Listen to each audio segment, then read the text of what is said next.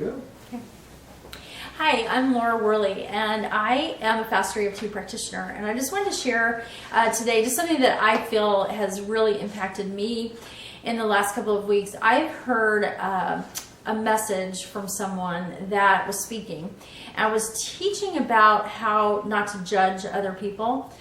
And some of that judgment we all naturally do. We just do it when we sum people up. And quite often we're probably wrong on how we sum them up.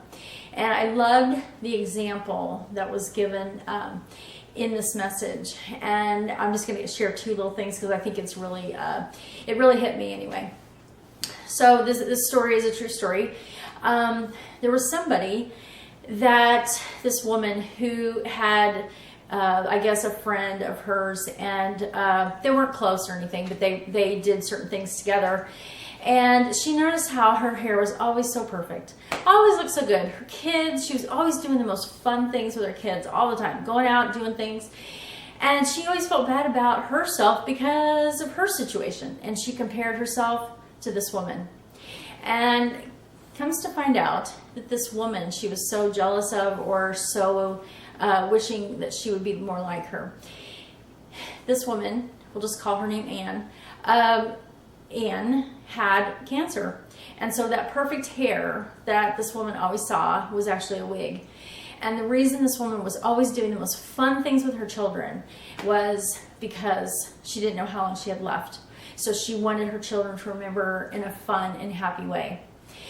So I guess the message really for me is that you never know what somebody's going through, what they've been through, and why they act a certain way.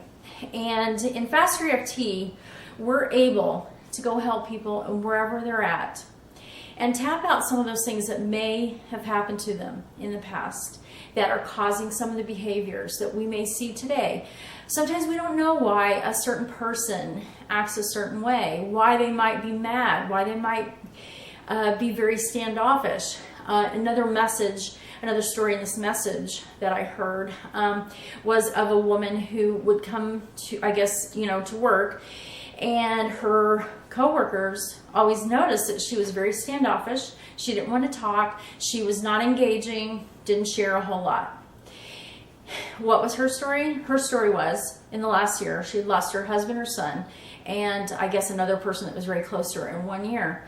And this was the best this woman could do, was to show up and go to work. That's all she had for the day. That's all she could give. And yet her coworkers were judging her very harshly because of her behavior. So my question is, how often do you maybe see somebody, associate with somebody, maybe somebody in your own family that you judge very harshly, and yet you may not know where they've been, what they've been through? And that is something that we can all do together, is help have more love for one another. And if we notice something in someone that we don't like, as Robert always says, check what that is about, what is inside of you, because that's inside of you triggering something. With Fast 3 FT, it's so great that we can go to wherever we need to go, clean up our past so that we can behave and act in a different way. We can have a new story, so to speak, to tell, one that is full of joy and happiness and love for one another. You know, it really does start with loving ourselves. And it's really hard if we don't love ourselves and hate ourselves and don't really have a lot of forgiveness for ourselves to give that to someone else. So I encourage you, if you're struggling with anything, to find a practitioner to tap yourself, work with the videos that Robert has on YouTube. But also just give yourself a break today, because you know the person you're comparing yourself to, or you think has the greatest life ever, you don't know what is really going on in their life. You don't know what's really going on in that family. And so I just encourage all of you to compare yourself, to love yourself today. And if you're having a hard time doing that, then start the Fast 3 FT practitioner tapping with someone that can help you get through it. And I just want to wish everyone a happy holiday and hope that you will begin to today give yourself the gift of love, loving you and loving everyone around you. Because those judgments that you may have for someone else, I am going to guess from my own experience, they're probably not correct. So have a great holiday, and I'll talk to you soon. Bye.